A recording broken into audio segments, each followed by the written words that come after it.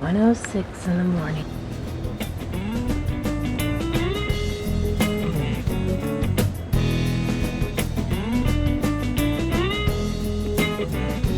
Their presence is nearly constant.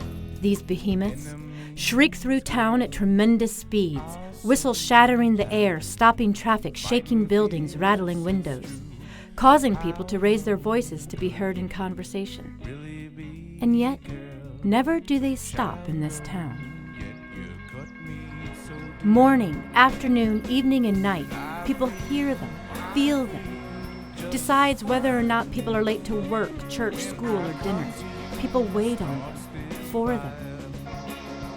They pass by businesses, homes, and a park, pass over the channel in the boats beneath the bridge, whistle, rumble, creak, and groan.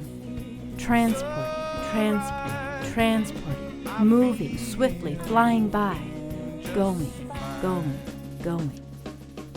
And they pay no mind.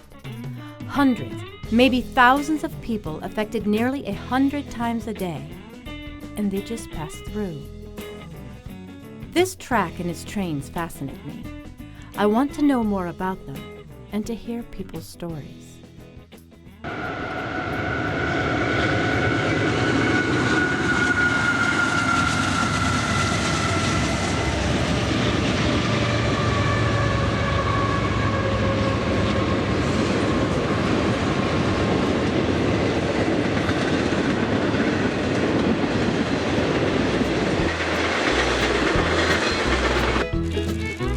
I grew up somewhere in the middle, where we didn't have a lot, but we didn't have a little. It was fair there. They said it's fair there. You work on up through the week and save up all your pennies. You can take a vacation at the lake. You work on up through the week and save up all your money. You can get your place at Wawasee.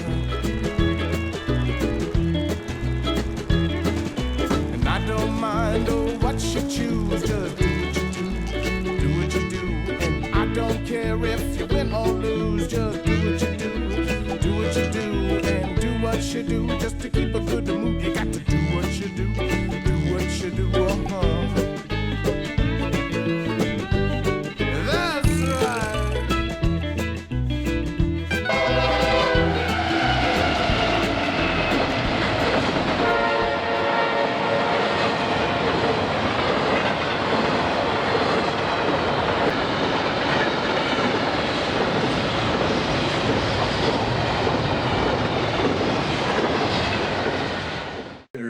Trade with China, but then you also see cars going back and forth that you're shipping, semis, the haul trucks. There's oil tankers. There's waste that's being transferred out to Utah to be put into a dump site out there. There's a lot of things that go through this town that you probably wouldn't know about. Also, they haul coal, east and west. And from what I can gather, you've got coal up here that's got sulfur in it. So there's some places that we can't burn that coal because I guess that's what they call it, dirty coal. So they ship it someplace else to burn. And the coal that you've seen coming up this way, then going west, I believe, would be the clean coal. Doesn't have the sulfur in it.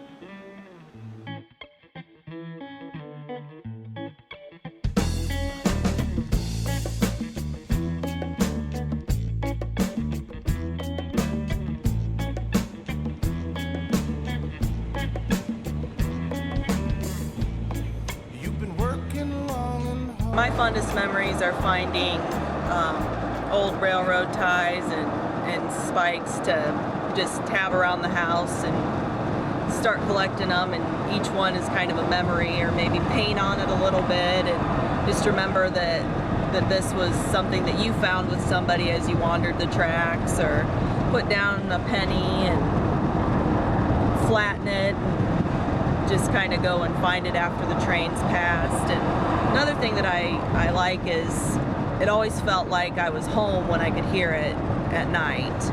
Anywhere I went, I would always come home and stay, and it never got annoying even after I'd been away for a while. It's pretty loud, but it's kind of like a soothing thing. Everybody pass to me by. The sun's going down. Dog wanna catch me.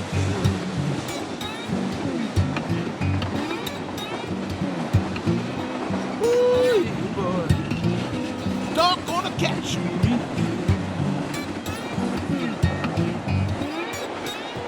Ain't got no love and sweet woman to feed my love.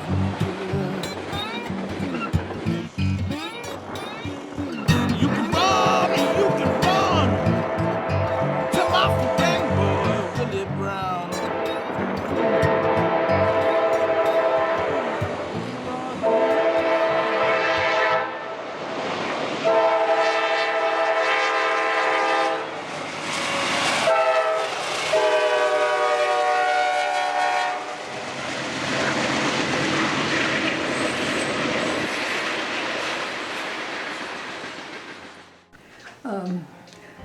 My biggest recollection of the train was the time that Bob had to go into the service, and he left from our little station down here to go overseas. And of course, I had Sherry with me, and she was hanging on to him. And as he would get ready to go on the train, he said, "No tears." I said, "No tears." So he got on, he had a big smile, he waved bye to his son. You could see him go all down the track, still standing there on that door before he could get in. And Sherry was just waving, because she didn't know what was going to happen.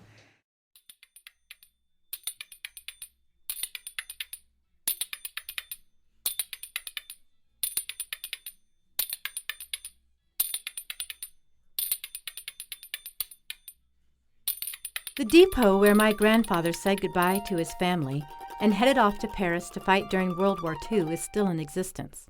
Barely. The original depot was for the most part a wooden platform built in the 1870s. Later, in 1916, a brick structure replaced the wooden one, and this is the one still there today. It was remodeled in 1960, but by the 1970s or 80s it was no longer in use. At one time, there was a group who wished to repair the depot building, but the group has dissolved, and debate over what to do with the historical landmark has abated, if not entirely ended. Over at the Sphinx, there used to be a train line over there. Well, there still is, but there used to be a depot over there. When they had all the gambling and stuff, I always heard stories about that. But, So people would come in on the train just to go gamble? Out at the Sphinx? Chicago and Indianapolis, mostly Chicago. Mm-hmm. Some of the people from here used to go up to Chicago on Christmas shopping sprees. From the train depot here? Yeah.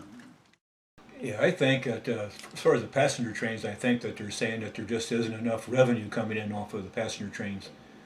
I can remember when I was a kid, it might stop, but to pick up a passenger or let passengers on or off, but usually it was kind of quick because you had another train coming. They got the train station down here, so I'm thinking that was probably a little bit before my time that they would probably have them actually stop there to pick people up. The town of Syracuse is split north and south, divided by the train track with the original downtown area to the north and the newer village area to the south. The original fire station is located on the north side of the tracks. For many years, there was but one fire station for the town of Syracuse, and, as one can imagine, this created a bit of a problem when there was an emergency on the south side of town, and there was, at the same time, a train blocking the railway crossings. My name is Chief Mickey Scott, Turkey Creek Fire Territory Fire Chief. I've been Fire Chief for about 11 years now.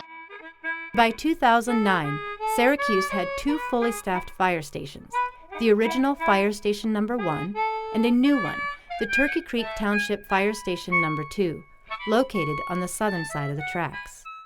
Was there any particular event that was the final decision for the creation of this new Turkey Town Creek office?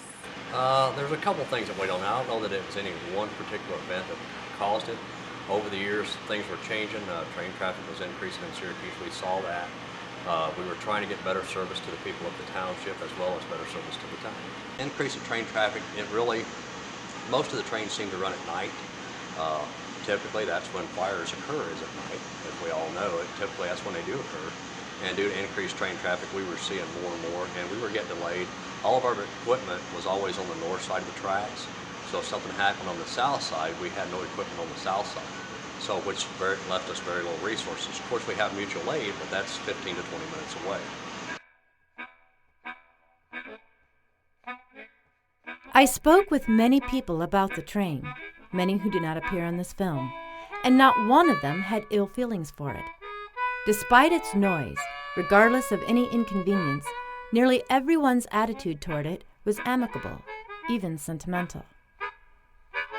Like many towns in the U.S., the train is a part of the community, whether it actually makes stops there or not. Long before current technology, it linked people and their towns to each other, be it by delivering or receiving supplies or transporting people.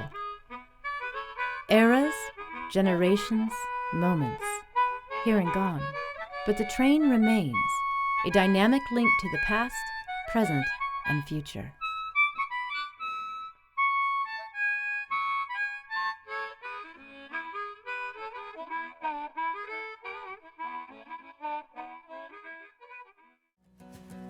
Well, sun will come around, coming real fast. Yeah, I've seen a lot of things that can move like that. Well, jump forward, cause you got a free ticket. Yeah, kick it up now, you gotta stay with it. Oh, this train will take you, this train will take you, this train will take you there. This train will take you, this train will take you, this train will take you there. This train will take you there. Well, it don't matter where you're going, I'm gonna get there soon. And you dodge a silver bullet and you're hiding at the moon. Woo-hoo. You ain't got no schedule, but you're right on time.